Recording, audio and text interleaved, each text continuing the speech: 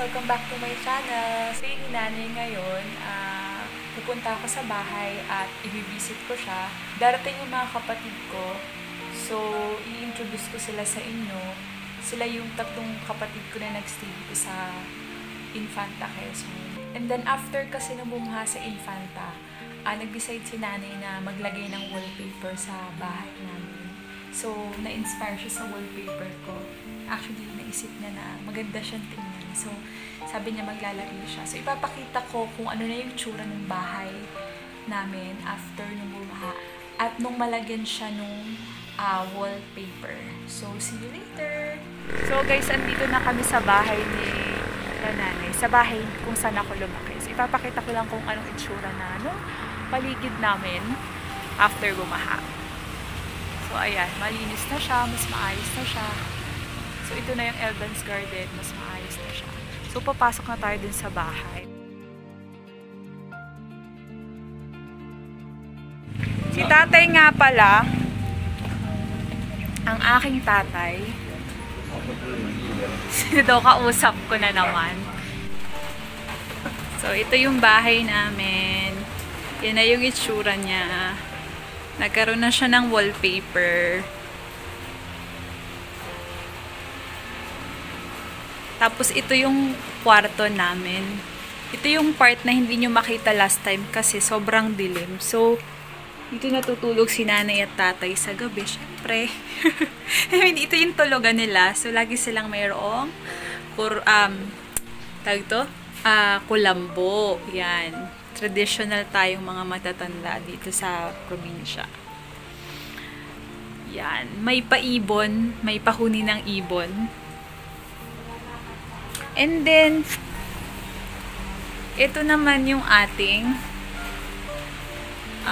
lumang kusina namin. Ayan yung lumang kusina namin. Mas lumiwanag siya. At syempre, mas luminis na siya nung nagkaroon siya ng pinturang kulay puti. Tapos, ito yung ating dressing room. Yung dressing room, wala siyang pintura. Hindi ko alam ba't dito nilagyan ng pintura. Tapos ito yung CR namin. Same pa din naman. Nagkaroon lang ng pintura. Tsaka lumiwanag yung bahay. Siyempre, pag maliwanag, mas maganda. At ito yung aming all-purpose room. Kung saan kami nagbabandingan. Ayan. Si nanay at tatay nagpapahinga. At ang aking kapatid, i-promote mo ang channel mo, ma'am. I-invite mo sila sa channel mo. I've already invited everyone to watch my Abellano team. Please view, subscribe, and like. And like. Okay, ma'am. Ayan, yan yung isa kong kapatid. Meron pa akong dalawang kapatid na wala dito. Tapos ito yung aming dirty kitchen talaga. Very dirty kitchen. So, kung mapapansin nyo, wala namang naging masyadong improvement. Pero, syempre, luminis siya.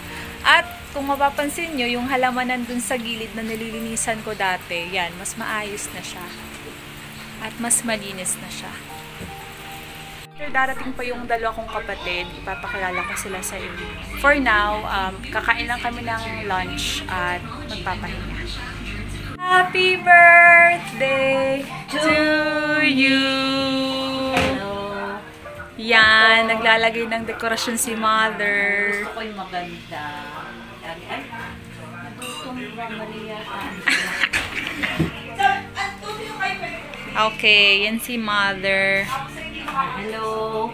I'm 64 years old. I have 17 grandchildren, sorry. And 6 ano tawag sa manuga? Son-in-law and son-in-law and daughter-in-law. And the 8 kids that I have, believing that they are my greatest gift from God. And my husband, of course, my one and only. Okay. This is what I like to do. Mali. Hindi ako talaga marunong. I'm sorry. Higa na lang natin. Tapos meron dyan. Etong ref na to guys, itong bumuha ng 2004. Yan yung ref namin. Tapos Bago lang siya noon, yung ref na yan, tapos nalubog, kaya nagkaganyan yung And itsura. practically speaking, imbakan siya ng mga, yan, mga mask, you see, mga habon, pagpaganda. Tawa si tatay eh. Yan yung tatay kong pogi. And this is, look, this is my little garden, which the Uy! Nagbubulihan na naman kayo ha. Bigas. Ano tong bigas na to? yan ay papasko, meron pa din sa kasi. Wow! Mayaman talaga ng aking tatay. Yayamanin. Ayan. Mukha namang refresh na siya at okay ang pakaramdam niya. Kasi usually, ang ano siya, sumasama ang pakaramdam niya dahil sa tear of tendon niya. So, nakapagpahinga naman. Maganda ang mood niya kasi birthday niya today. So, later yan. Guys. Hi! Chiska. Panganay naming kapatid, si Coffee. ate. Kararating niya lang, kakakain niya lang. Yun lang. Ayan. Grabe, pakita ba yung mga buko? Oo naman. Ganda ka pa din naman. Dessert na ako. Anong dessert mo, ma'am? Cake lang po, cake. Gusto ba yun yung Talap. Parang Ayan, so mag-start na kami mag-blow ng candle ni nanay. Sobrang simple lang din ng ano namin, ng celebration namin ng birthday ni nanay. Yung talagang magiging celebration niya is nanay kayo nakabarating na kuya. Sa December 21, nandito yung mga kapatid ko. Uuwi sila para mag-celebrate kami ng Christmas and mag-gift giving. So parang yun yung pinakang main celebration ni nanay. Ito si ate. Ay, nakita ko na doon. Ayan. So, mag-blow lang si nanay ng candle. Wala pa si ate Odi kasi nasa kasalan siya. So, kami yung mga ano niya, mga bisita. Medyo maingay dito kasi umuulan. Malakas yung ulan.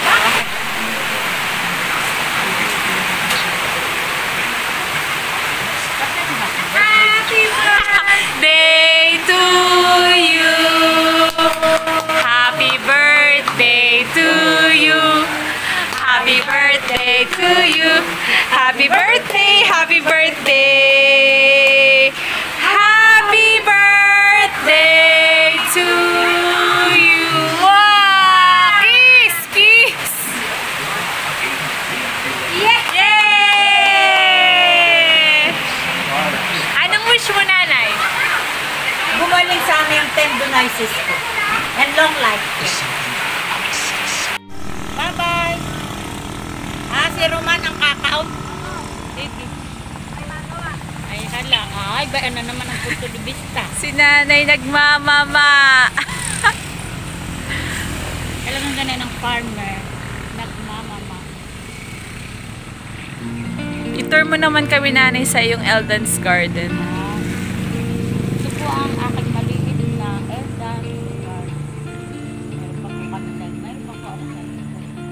Tignan po namin ang paano natin ang sundo. Ito po ay bahagi ng Eldan garden. Ito po ay maliit na ang ugali. Punong-puno po siya ng halaman. Ngayon pong pandemic, wala pong mapagnibangan. Po tayo sa likod para ang extension ng Eldan's Garden ay inyong makita. Tuloy po kayo bisbit. Dito po sa parteng ito ay kami po ng mga tanong po. Kasi po pag bumabahay ng may sangatan po, dahil po baka tamaan ka ng iyo.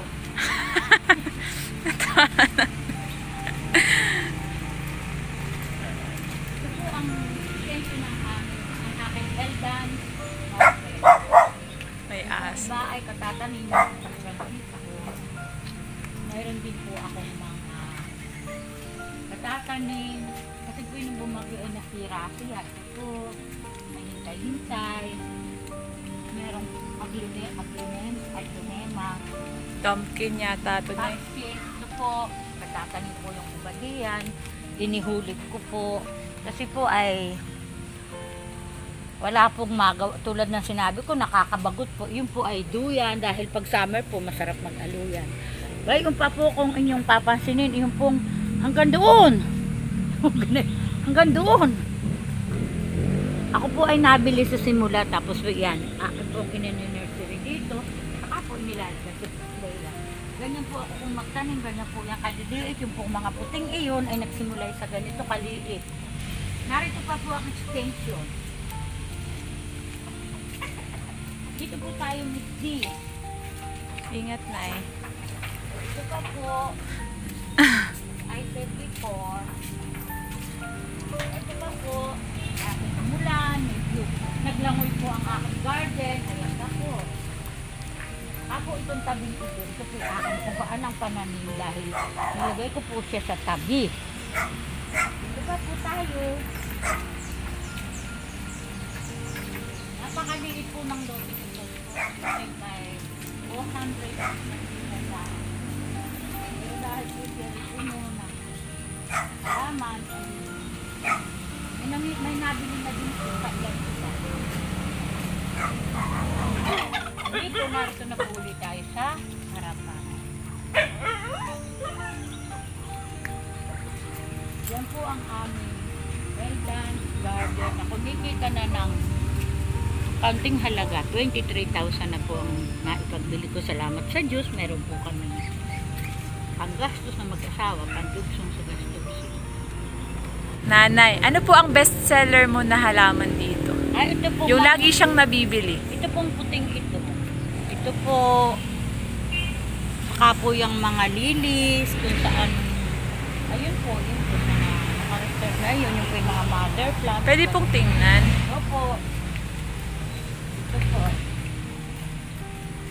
Ito po ang mabili. Actually, sa pagiging mabili, nakaligtaan ko ito yung mother plants na. Saka po itong ganitong klaseng gabi. Meron din po akong black velvet na inabot ng baha, kaya nakaka-recover na. Yung isa po yung nasa ilalim at baka matunaw, kaya nilagay po. Masama po siyang magabag sa ilalim. Ito pong gabing ito, napakamabili sa akin. At ngayong Kapaskuhan, nabibili pala ang mga gabing ganito dahil siguro sa sila ay pula. Po nila yung money plants, kaya po ako'y nagtanim.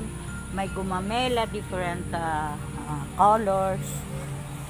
Lahat po actually ay pag may namili dito ewan ko po ba at nagagandahan. Pati po San Francisco ay binibili na dito sa amin. Plus ako po may mga ubuin ng liputi. Kasi po may nag-o-order na rin na ako daw po magtanim ng liputi. Naidulot ng pandemic sa atin ay tayo po'y bumalik sa basic. Nakita ng marami na napakaganda ng mga halaman sa palibot na kaloob ng Diyos. Kaya po tayo maging plantitas para nakakatulong po yan sa paglinis ng ating environment at nakakapagpasaya po ng ating isip.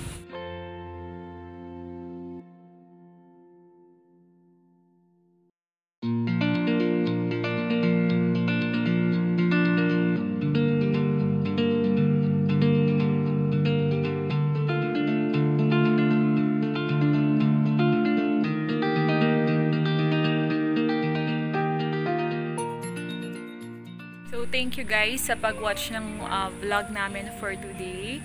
Natapos yung bandingan namin ng maaga kasi may mga gagawin din yung mga kapatid ko. And, meron din naman kasing extension yung aming celebration sa December 21. So, see you sa next vlog and don't forget to like and subscribe to my channel and to comment down below kung ano yung mga suggestion nyo na pwede kong gawin sa next vlog ko. Bye!